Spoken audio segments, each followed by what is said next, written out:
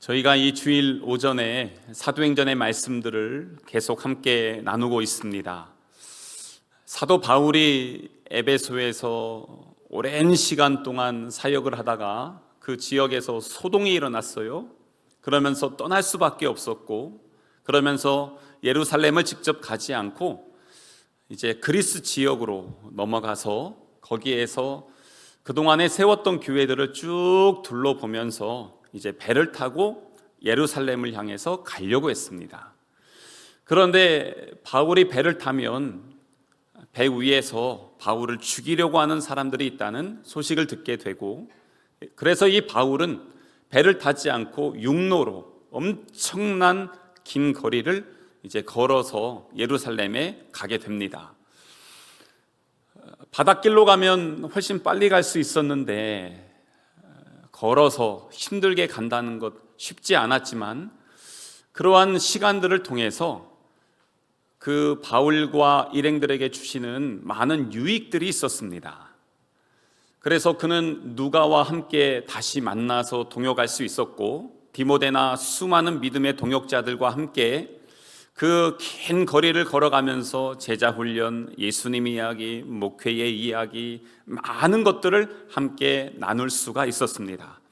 그리고 또한 나중에 예루살렘에 들어가서 그들이 준비했던 구제 헌금을 함께 나누게 되면서 예루살렘 교회와 이방인 교회가 주 안에서 교제하며 협력하며 선을 이루어 나가고, 또 복음의 네트워크가 예루살렘뿐만 아니라 온 지역에까지 함께 이어지게 되는 좋은 결실을 맺게 되었습니다. 오늘 우리가 읽은 본문의 말씀은 그 여정 중에 이제 드로아라고 하는 곳에 가서 거기에서 말씀을 전하는 그러한 내용입니다. 사도 바울이 이 드로아 지역에 가게 됐는데, 여기는 예전에도 한번 나왔던 지역이고요, 당시에는 큰 항구 도시였습니다. 사도행전 16장에 보면 사도 바울이 복음을 전하기 위해서 두 번째 전도 여행을 갔을 때 자기는 계속 튀르키예 지역 깊은 곳으로 들어가길 원했는데 하나님은 자꾸 서쪽으로 밀고 나가신단 말이에요. 그래서 드로아까지 오게 됐어요. 근데 그때에 밤중에 환상을 보았습니다. 마게도냐 사람이 나타나서 와서 우리를 도와주십시오. 그 환상을 보고 바울이 이제 이게 하나님의 뜻이구나. 그래서 거기에서 배를 타고 마게도냐, 지금의 그리스로 넘어가게 됐습니다. 그래서 오늘 우리가 읽은 성경의 말씀의 이 자리는 이제는 이 동양에서 서양으로 복음이 출발한 첫 출항지, 바로 그곳이 이 드로아입니다. 여기에 다시 바울이 도착하게 되었고, 여기에서 7날 동안 머무르게 되면서 말씀을 전하게 됐습니다. 이제는 거의 마지막 때가 됐어요. 그런데 사람들이 아주 너무 열심히 말씀을 들으려고 하는 거예요. 그래서 여기에서 이제 밤을 새면서 말씀을 전하다가 오늘 우리가 읽은, 또 여러분들이 잘 아시는 사건이 일어나게 됩니다. 예전에 우리 한국 교회도 보면 부흥회나 아니면 사경회라는 이름으로 모였을 때 3박 4일은 기본이고요, 5일 아니면 일주일씩 했던 그러한 기억들이 있으시죠? 예전에 우리 한국 교회사 기록에 보면 부흥회를 하면 어떤 사람은 집에서 솥을 들고 오고 쌀 가마니를 들고 오고, 어떤 사람은 집에서 동치미, 김치, 반찬들 다 들고 와서 같이 먹고 마시면서 그러면서 부흥회를 했던 그러한 기록들이 있습니다. 여기가 지금 그런 현장입니다. 사람들이 모여 있습니다. 뜨거운 열정이 있습니다. 그리고 떠나기가 싫은 것입니다. 제가 예전에 이력서에 들어가 있지 않지만 잠깐 공부했던 곳에 교수님이 하 스테반 선교사님이라고 있습니다. 그 올레이션스 경배와 찬양 인도자이시죠. 이분이 저희와 수업 끝나면 바로 가끔씩 중국에 넘어갔습니다. 그 넘어간 이유는 중국에 있는 지하교회 성도들과 함께 예배하기 위해서입니다. 근데 다녀오고 나서 보면은 항상 몸에 상처가 있어요. 여기저기 막 다 긁혀 있어요. 그래서 이번에 갔는데 하도 긁어대가지고 상처가 너무 많이 났다고. 왜 그러냐니까 그 성도들이 그 열정이 있는 거예요. 그분이 한국에서도 우리 같이 예배할 때 보면 저녁 7시쯤 집회하면 새벽 2시는 기본이고 4시, 막 5시 이때쯤까지 하시거든요. 그러다가 날이 밝아요. 그러면 자, 우리 새벽 예배하고 가자. 뭐 이런 식입니다. 그런데 거기서도 얼마나 뜨겁게 했겠어요. 그런데 이 중국 성도들이 너무 열정이 있다 보니까 이분이 지나가면 안수해 달라고 그렇게 잡아 끄는 거예요.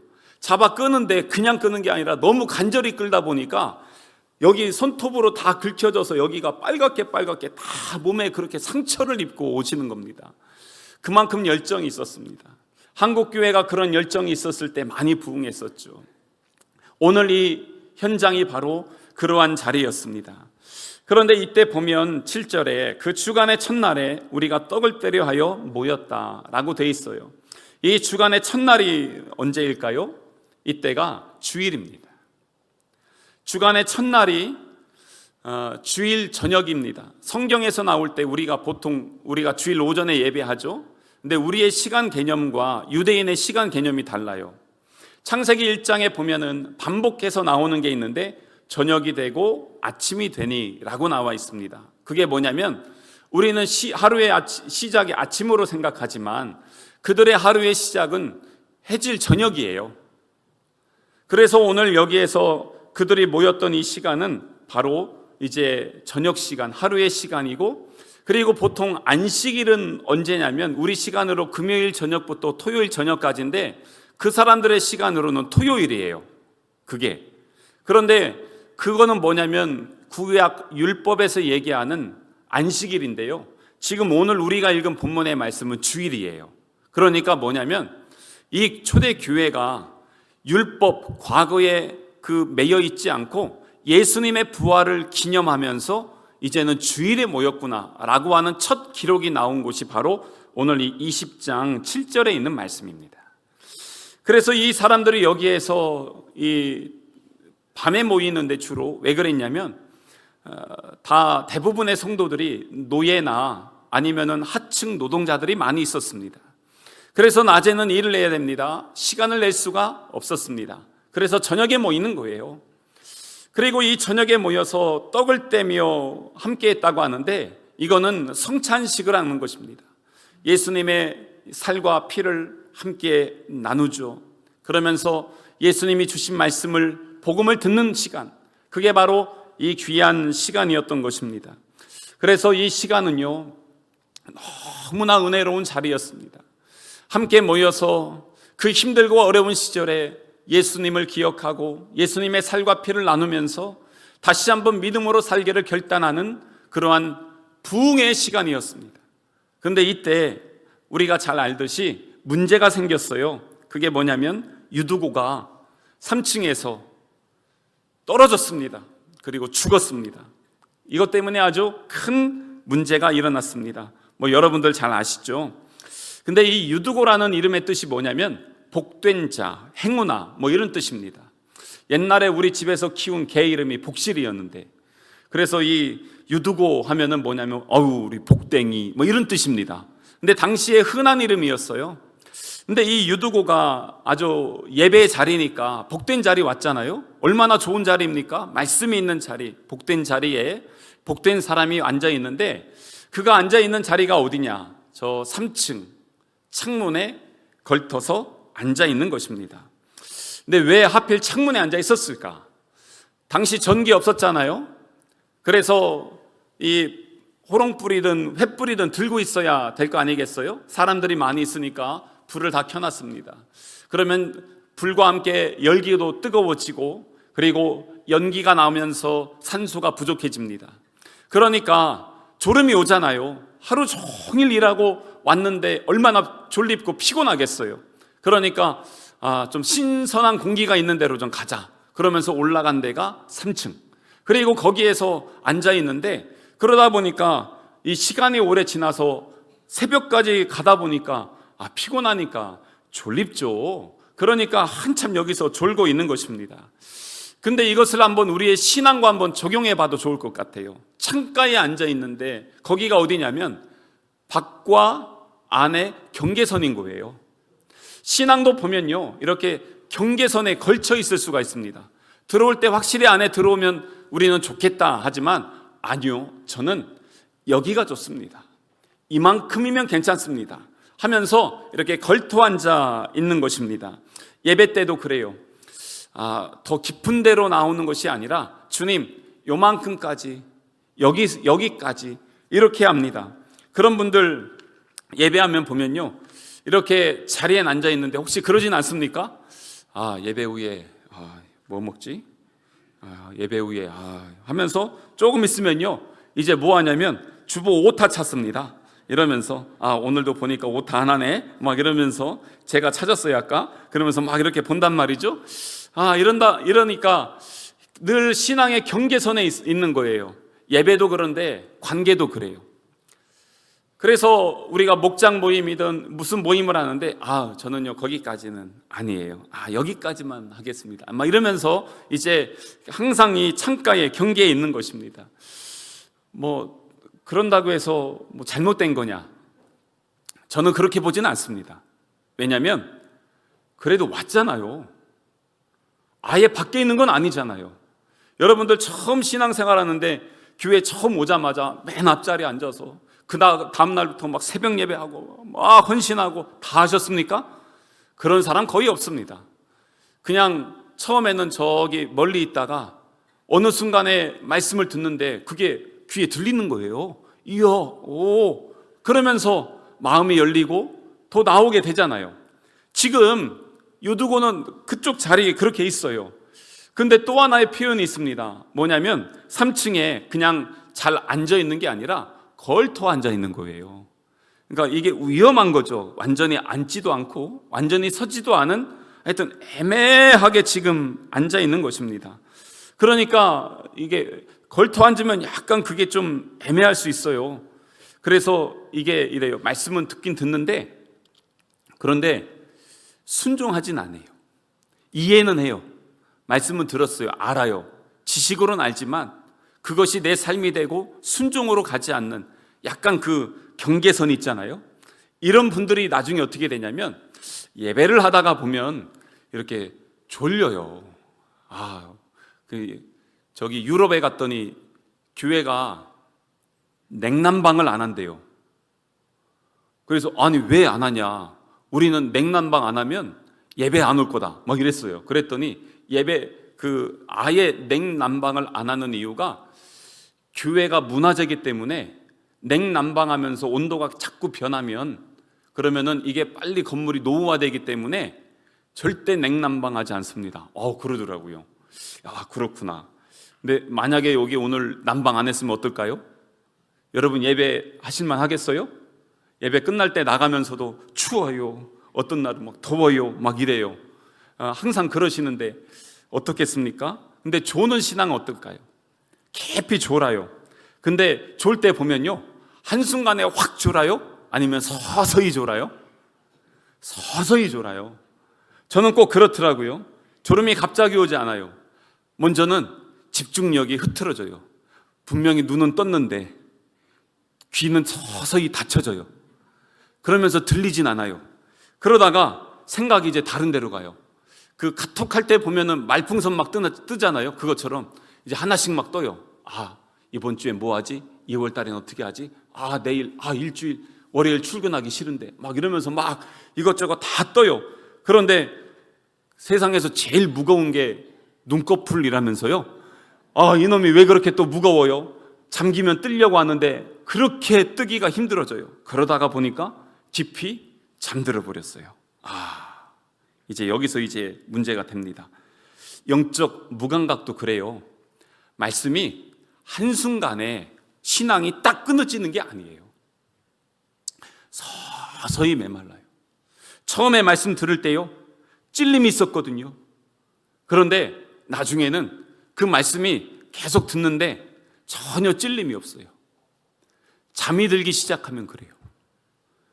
처음에는 그게 불편했어요. 말씀 들을 때 내가 작은 거짓말, 미움, 탐심, 내 게으름, 이거 잘못된 것이구나. 불편했는데 시간이 지나면 또 그 말씀이지 뭐. 맨날 교회 오면 듣는 말씀인데. 그러면서 점점 감각이 없어지는 거예요. 왜 그렇습니까? 이게 서서히 이게 잠들면 그렇습니다. 그래서 우리 예수님께서 시험에 들지 않게 깨어서 기도해라 라고 그렇게 말씀하시잖아요. 여기도 다 섞여 있는 거 저는 알고 있습니다. 그런데 그렇다고 해서 제가 탓하지 않는 건 뭐냐면, 그래도 여기 왔잖아요. 예배하고 있잖아요. 그것만 해도 저는 진짜 너무 감사합니다. 아예 밖에 있는 것보다는 그래도 안에 있는 게 낫습니다. 근데 문제는 뭐냐? 떨어지면 안 되는데 떨어졌어요. 떨어져서 어떻게 됐어요? 죽었어요. 죽어가지고 여기서 문제가 됐습니다. 근데 꼭 이럴 때 보면 이제 사건이 지금 생겼잖아요. 사람이 죽었습니다. 그래서 예배할 때 사람 죽었네 뭐하네 이런저런 소리 많이 나올 수 있거든요. 그래서 제가 이번에 권면의 말씀 좀 한번 드리겠습니다. 뭐냐면, 이럴 때 꼭 이런 사람이 있다. 그런데 이런 사람은 꼭 고치고 회개하셔야 된다. 왜냐? 오늘 바울의 얘기를 보세요. 바울이 10절에 보니까 그 사람이 떨어져서 죽자마자 뭐합니까? 내려가죠. 그 사람 몸에 엎드리죠. 그 몸을 안고 말하는데, 제일 먼저 그 사람 얻고 나서 하는 얘기가 뭐냐면, 기도하고 치료해 줘야 될 게 먼저인데 보니까 주변이 너무 시끄러운 거예요. 그러니까 주변 향해서 뭐라고 합니까? 떠들지 좀 마세요. 그리고 나서 생명이 그에게 있다. 지금 두 마디 합니다. 근데 먼저 한 게 뭐냐면, 이 죽은 애한테 하는 얘기가 아니라 주변 사람들에게 지금 얘기하고 있습니다. 근데 뭐라고 얘기하겠습니까? 충분히 상상할 수 있잖아요. 그러게 왜 졸았어? 예배 시간에 졸지 좀 말라니까 맨날 졸아가지고 막 이럽니다. 좋은 얘기예요? 안 좋은 얘기예요? 근데 꼭 이런 분들이 있어요. 왜 그랬어? 옆에서 꼭 뭐 하면은, 그러게 왜 신앙 생활을 그렇게 했어? 막 이런 식으로 하면서 이제 탓하는 것입니다. 원인 분석은 잘하는 사람입니다. 그런데 사실일 수 있는데, 그렇게 얘기하면 죽은 사람이 살아나요? 아니죠. 그런데도 꼭 원인 분석을 해가지고 그걸 갖다가 다시 한번 막 후벼 파는 거예요. 아픈데 내가 한번 더 찌른다 뭐 이런 식입니다. 그렇게 한다고 해서 그 사람이 맞아요, 제가 졸아서 그래요, 잘못했어요, 그럽니까? 너 같으면 하루 종일 일하고 피곤해 죽겠는데 새벽까지 그렇게 말씀 전하면 넌 안 좋냐?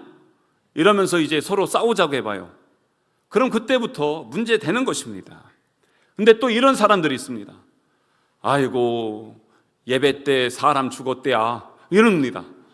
이제 그러면 어떻게 됩니까? 아니, 예배하다가 사람 죽어? 이제 뭐냐면, 교회 다니면 잘 된다고 할 줄 알았더니 교회 다니니까 그렇게 된 거야. 교회 다니다가 지금 신앙이 오히려 독됐네. 수년 전에 여기 바로 옆 동네에 한 교회 새벽 예배 가시던 권사님 세 분이 자기 차 타고 두 분 성도 태우고 가다가 사고 나서 돌아가셨어요. 그래가지고요, 교회가 얼마나 힘들었는지 그때 그 목사님 이 얘기를 들어보니까 너무 힘든 시간을 보냈대요. 왜 그랬냐면, 말씀이 아니라 운전 부주의냐 아니면은 새벽 예배냐 이걸 가지고 원인을 따지는 건 아니에요. 뭐라고 하냐면, 하여튼 교회가 다 그렇게 됐다 이러면서 막 그냥 하는 겁니다. 예배가 잘못된 거 아니잖아요. 제가 오늘 지난번에 영화 보실 때 팝콘 했잖아요. 5,000원씩 해서. 근데 요번에 물어보니까 그거 안 된대요. 그래서 한번 몇 분들한테 의견을 물어봤어요. 그랬더니 뭐라고 하냐면, 목사님 팝콘 하지 마세요. 그래요. 왜요? 그랬더니 그거요, 앞에다가 우리가 주문한 것만 다 갖다 놨더니 주문하지 않은 사람들 갖고 가서 밑에서 막 난리가 났대요. 그래서 그거 하지 말아야 된대요. 자, 원인을 한번 보세요. 그래서 팝콘을 먹으면 안 된대요. 잘 보세요. 뭐냐면, 팝콘이 문제예요? 주문한 게 문제예요? 아니면은 주문하지 않고 그냥 갖고 간 사람이 문제예요? 그런데 이거를 가지고 뭐하냐, 팝콘 자체를 하지 말아야 된다는 거예요. 그래서 이런 식으로 하는 거예요. 평소에 이런 식으로 대화하시는 분들은요, 다른 사람을 상처 주는 사람입니다. 그러니까 원인과 결과에 대해서 분별하지도 않으면서 무조건 다 잘못됐다는 거예요. 그것 때문에 상처받고 교회 떠난 사람이 한두 명이 아닙니다. 그런데 자꾸 그래요. 그래서 지금 말씀 듣다가 그렇게 됐으니까 잘못됐다. 근데 또 이럽니다. 사람이 죽었어요. 아유, 분위기 망쳤네. 오늘 은혜 받다가 이게 지금 뭔 상황이냐. 야, 집에나 가자. 이제 이러고 있습니다. 그게 무슨 상황이 됩니까? 지금 공동체, 야, 이거 어떻게 할까? 우리가 더 이 공동체를 어떻게 살릴까가 아니라 지금 내 감정이 먼저 앞서게 되는 것입니다. 이렇게 되다 보면 어떻게 됩니까? 지금 이 중요한 때에 왜 이런 문제를 일으켜? 다들 바빠 죽겠는데 왜 그렇게 하냐? 이제 이렇게 얘기하다 보면은 그 안에서 상처가 된다는 것입니다. 근데 이거 진짜 이거 마지막 하나인데 이거 이렇게 하시면 안 돼요. 뭐냐면 믿음이 있었으면 안 떨어졌지. 또 그래요. 하여튼 이렇게 앞으로 제 앞에서 얘기하시기만 해봐요, 그냥. 왜냐하면 교회는요, 바른 말 할 수 있는데 꼭 그런 분들 그래요. 그러면서 바른 말인데 그래요. 누가 바른 말 하지 못합니까? 문제는 뭐냐면 교회는 바른 말 해서 잘 되는 게 아니라 복음을 얘기해서 사람을 살리는 곳이에요. 바른 말에서 고쳐지는 게 아니라 복음으로 죽은 자를 살리는 게 교회죠. 근데 바른 말에서 여러분들 사람이 회개하고 바른 말에서 그 사람이 생명으로 구원받는 거 보셨어요? 그러지 않거든요. 근데 지금 이 죽은 사람 놓고 뭐 하고 있냐는 거예요. 그래서 오늘 우리가 이 자리에서 주목해야 되는 건 뭐냐면 죽은 유두고를 보는 게 아니라 살리신 하나님을 봐야 되는 거예요. 우리가 그걸 기억해야 돼요. 그래서 왜 죽었냐 이렇냐 저렇냐 따지는 거는 율법이에요. 율법이 사람 살리지 못해요. 예수님은 우리를 살리십니다. 근데 오늘 바울의 모습을 보면 예수님의 모습이 보여요. 10절을 다시 볼게요. 바울이 어떻게 해요? 내려가요. 근데 이게 참 감동이 됐어요. 그는 설교자의 자리에 있었어요. 근데 삶의 말씀의 자리는 어디에 있냐면 말씀은 선포하는 거지만 사람을 살리는 곳은 내려간 현장에 있더라고요. 그런데 그러면서 가만히 보니까 이게 누구를 닮았냐면 예수님 따라하는 거예요. 예수님이 어떻게 하셨어요? 내려오셨어요. 먼저 우리에게 오셨어요. 죽은 나에게 오셨어요. 그리고 바울이 어떻게 합니까? 여기에서 그 위에 엎드려 그 몸을 안고 말하고 있습니다. 자기 몸을 그 죽은 아이 몸에 포갠 거예요. 그게 뭐냐면 구약에 보면 엘리야와 엘리사가 똑같이 했어요. 엘리야가 사르밧 과부의 아들 죽었을 때 자기 몸을 덮었어요. 엘리사가 수넴 여인의 아들이 죽었을 때 자기 몸을 덮었어요. 자기도 덮는 거예요. 그런데 그게 누구의 예표였냐면 예수님의 예표였어요. 예수님이 어떻게 하셨어요? 죽은 나에게 오셔서 예수 십자가의 보혈로 나를 덮어주셨어요. 그래서 내가 산 거예요. 지금 여기에서 바울이 그렇게 해서 덮여졌어요. 그래서 말씀을 묵상하면서 주님, 내가 유두고입니다. 내가 걸터 앉아 있다가 한눈 팔다가 졸다가 떨어졌습니다. 그런데 나를, 이 죽은 나를 덮어주시고 나를 살려주셨습니다. 그래서 우리 바울이 10절에 보면은 떠들지 말라, 생명이 그에게 있다. 그러면서 그가 살아난 것에 대한 선언을 했듯이 우리 예수님은 십자가 위에서 위대한 선언을 하십니다. 다 이루었다. 우리의 구원을 완성해 주셨다고 선언하여 주셨던 것입니다. 그래서 오늘 이 유두고를 보면서 야, 저게 나구나. 내가 저렇게 살았구나. 그러니까 죽은 자 비난한 게 아니라 비난한 그 사람들의 소리가 지금 누구에게 들려요? 나에게 들리는 거예요. 왜 그러고 있을까? 그런데 그렇게 해서 교회 공동체가 사는 게 아니라 지금 바울이 내려가고 그를 덮고 그 안에서 하나님의 일하심을 선포했을 때 교회는 살아나는 것입니다. 생명이 일어나게 되어지는 것입니다. 기적 이후에 이런 놀라운 일들이 일어나서 너무 감사했어요. 제가 그 유두고가 살아난 것만 해서 감사한 건 아니었어요. 진짜 감사는 그 다음에 있었어요. 그게 뭐냐면 11절 보세요. 올라가 떡을 떼어 먹고 오랫동안 곧 날이 새기까지 이야기하고 떠나니라. 이게 뭐냐면, 야, 오늘 예배하다가 사람 죽었는데 살았어. 와, 이거 더 잘못되면 큰일 날 것 같으니까 자, 이제 그냥 우리 헤어집시다. 그게 아니고, 야, 죽은 자가 살아났어. 와, 너 죽었을 때 어땠냐? 뭐 이러면서 또 괜히 막 물어보면서 이런 거 저런 거 그럴 수 있잖아요. 그런데 그러지 않고 바울이, 자, 다시 오십시오. 자, 말씀합니다. 계속해서 우리는 하나님 말씀 나눕시다. 그러면서 나누는 것입니다. 이게 영적 질서예요. 기적이 예배를 대처하지 않습니다. 이 기적이 말씀 앞에 서지 않습니다. 기적의 자리에서 이 공동체는 하나님의 말씀 앞에 더 한 발자국 나아가게 되는 것입니다. 이 말씀은 생명을 붙드는 본질이기 때문에 그렇습니다. 그래서 이 공동체는 말씀 앞에 더 설 수 있었습니다. 놀라운 기적을 체험했지만 체험을 붙드는 게 아니라 생명 되신 예수 그리스도의 복음 말씀을 붙들고 함께 섰다는 것이에요. 유두고를 보세요. 기적의 주인공이 됐어요. 아니, 걸터 앉아 있다가 졸다가 깊이 잠들었는데 떨어져 죽었는데 그 아이가 기적의 주인공이 됐어요. 그런데 또 다시 3층에 앉아서 졸다 죽지 말란 법이 있습니까? 그런데 이 아이가 앞으로 교회 믿음 생활하면서 환난과 핍박이 있을 때에 이겨나가야 되잖아요.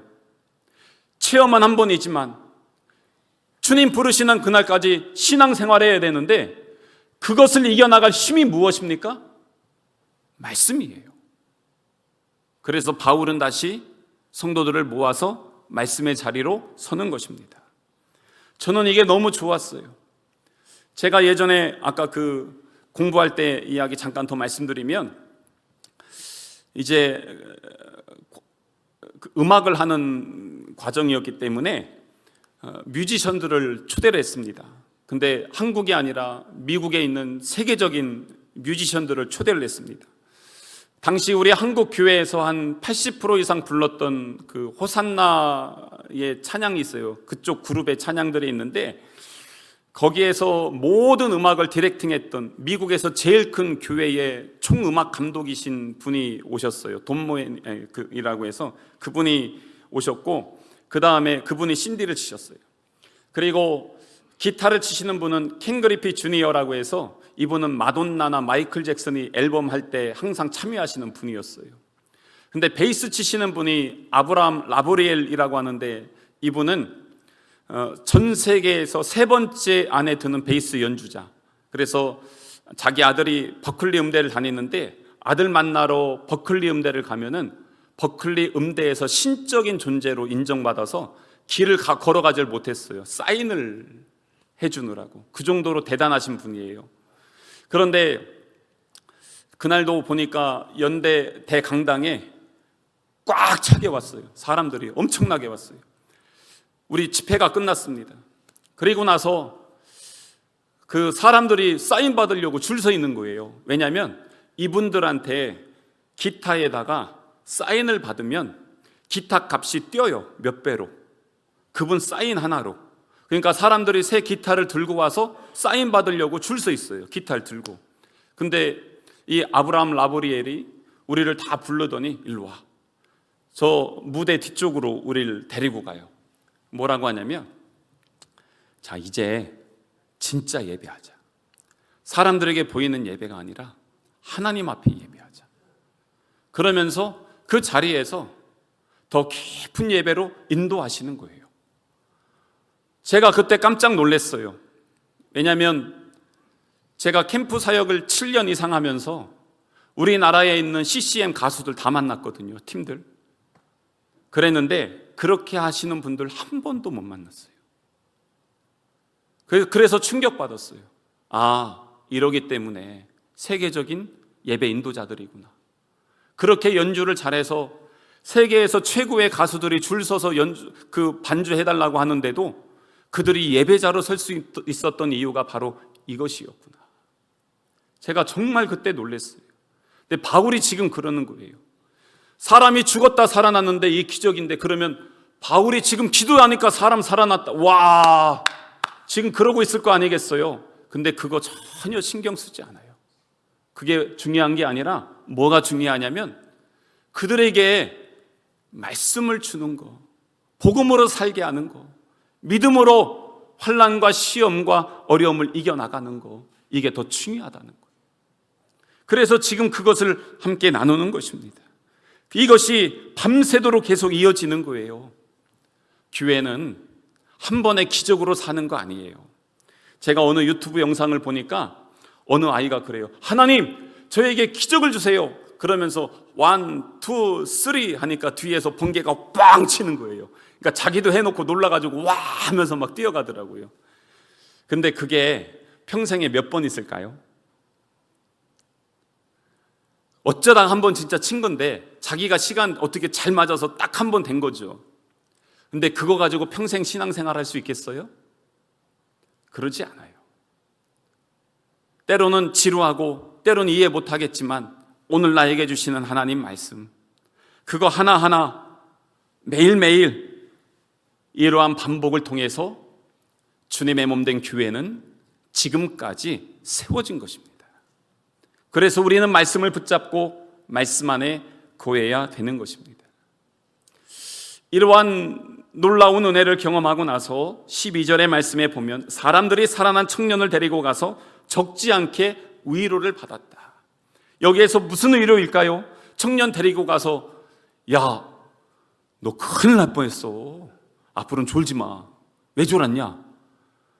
네가 그렇게 하다가 잘못됐으면 우리 어떻게 될 뻔했냐? 지금 그 얘기했어요? 그게 위로일까요? 아니에요. 여기서의 위로는 이 귀한 시간을 통해서 죽음보다 크신 하나님의 생명을 경험한 위로인 거예요. 그게 진짜 위로예요. 아, 죽음이 마지막이 아니구나. 바울이 예수님의 부활을 얘기했는데 그것을 현장에서 본 거잖아요. 아, 이게 바로 하나님 능력이시구나. 죽은 자를 살리시고 우리가 본 그 하나님은 죽음 앞에서도 물러서지 않으셨다. 그것을 경험하는 것, 그게 바로 진짜 우리가 받아야 될 위로인 것입니다. 그리고 또한 그 현장에서 우리는 복음을 들었는데 막연할 수 있지만 그 현장을 통해서 주님 지금 이 가운데 함께 하시는구나. 이 예배 가운데도 함께 하시는구나. 우리의 가정에도 내 삶에도 주님 함께 하시는구나. 생명으로 나를 붙잡고 인도하시는구나. 이것을 경험하는 것입니다. 그게 바로 위로인 것이에요.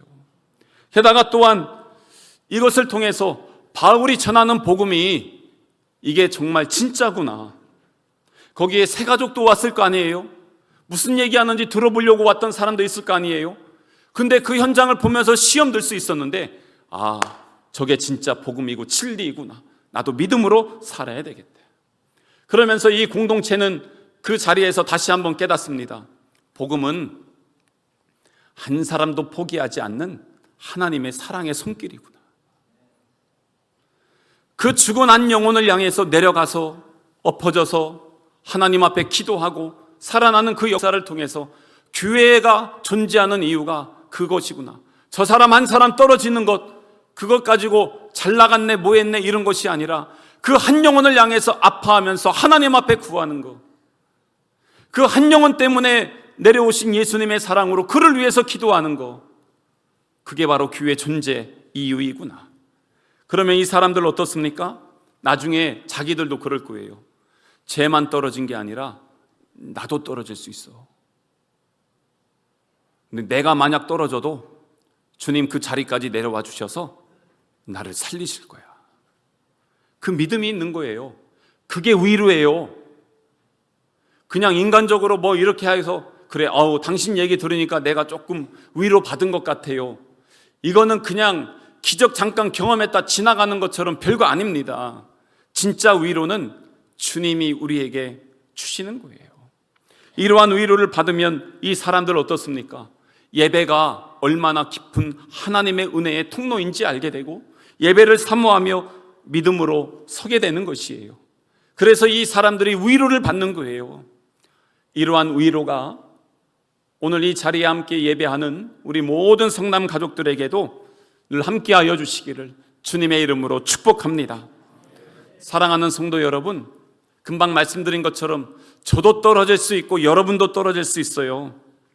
그런데 하나님의 생명은, 하나님의 사랑은 내가 떨어진 그 깊은 자리보다 더 깊이 내려와 주셔서 우리를 붙드시고 함께하여 주셔서 우리를 세워주시는 놀라운 은혜인 줄로 믿습니다. 말씀 앞에 온전히 서시고 매일매일 주님과 동행하는 우리 성남 가족 되시기를 주님의 이름으로 축복합니다.